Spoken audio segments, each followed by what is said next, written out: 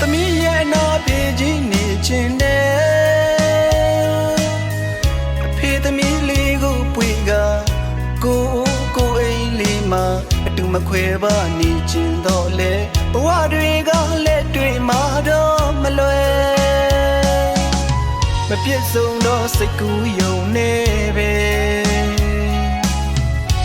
ပြောရအရက်ကိုစွန့်ခွာတော်ရအဝေးမှာသမီးကိုအပြေလွှဲလို့နေရတာအပြေကတော့ဝမ်းနဲ့လဲမလွယ်အနာမဆိုလဲအတူမနေနဲ့သမီးကိုလေးမချစ်ဘူးတွေ့က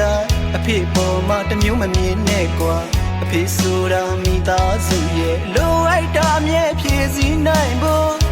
ယုံကန်ချဝေကျွေးရင်ချစ်သမီးအနာမှာတရုတ်တရားကျင်နာစွာ